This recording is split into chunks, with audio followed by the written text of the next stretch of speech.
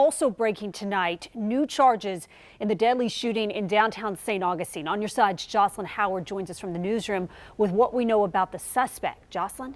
Yes, 30-year-old Luis Costado was indicted by a grand jury today. He is facing multiple charges, including manslaughter. Costado was taken into custody on the night of the shooting, which was 1 month ago today. This is a photo of him being taken into custody that night. Costado told police he shot Adam Amoya that night outside the Dos Gatos bar in self-defense. He said Amoya punched him in the face multiple times and broke his glasses. We spoke with Costado's attorney today. Here's what he had to say. Has a carry and concealed firearm permit and was in one of our streets at night minding his own business when he was ruthlessly attacked by Mr. Amoya and a second person.